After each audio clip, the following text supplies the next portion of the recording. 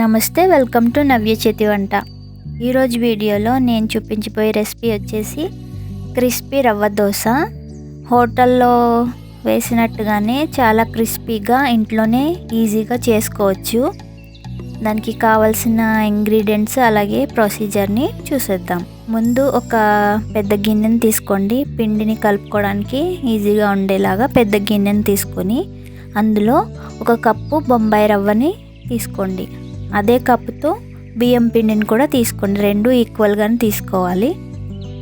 బియ్యం పిండి తీసుకున్న కప్లోనే సగం వరకు మైదా, అంటే హాఫ్ కప్ మైదా, ఒక స్పూన్ జీలకర్ర, టేస్ట్కి సరిపడా సాల్ట్, ఒక గ్లాస్ మజ్జిగ, సన్నగా తురిమిన కొత్తిమీర, సన్నగా కట్ చేసుకున్న పచ్చిమిర్చి వేసి ఒకసారి మిక్స్ చేసుకోండి. ఇదంతా మిక్స్ చేసుకున్నాక వాటర్ని పోసుకొని పిండిని చాలా పల్చగా కలుపుకోవాలన్నమాట. దోశ పిండిలా కాకుండా ఇలా వాటరీగానే ఉండాలి.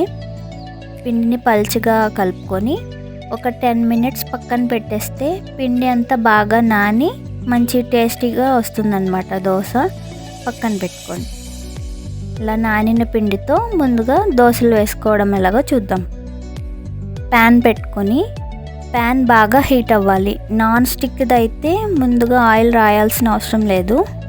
నార్మల్ ప్యాన్ అయితే ముందు ఆయిల్ని వేసుకొని బాగా హీట్ అవ్వనివ్వండి. హీట్ అయిన తర్వాత దోశని ఇలా పోసుకోవాలి. పైనుంచి గిన్నెతో కానీ గ్లాస్తో కానీ దోశ పోసినట్లయితే ఇలా హోల్స్గా వచ్చి చక్కగా క్రిస్పీగా కాలుతుందన్నమాట. ఇలా దోశ పోసుకున్న తర్వాత సన్నగా కట్ చేసుకున్న ఆనియన్, క్యారెట్ తురుముని వేసి ఆయిల్ కొంచెం ఎక్కువే పడుతుంది రవ్వ దోశకి.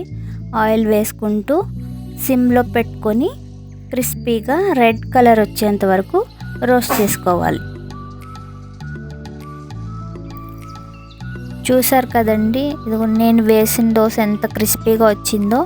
ఇలా రావాలంటే కనుక మంటని మీడియంగా పెట్టుకొని దోశను కాల్చుకోవాలి.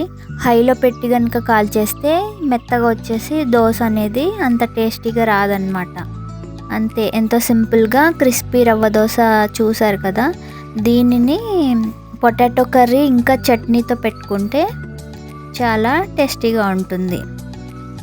మీరు కూడా తప్పకుండా ట్రై చేయండి. ఇంకా ఇలాంటి రెసిపీస్ కోసం నవ్య చేతి వంట ఛానల్ని సబ్స్క్రైబ్ చేసుకోండి, లైక్ చేయండి, షేర్ చేయండి.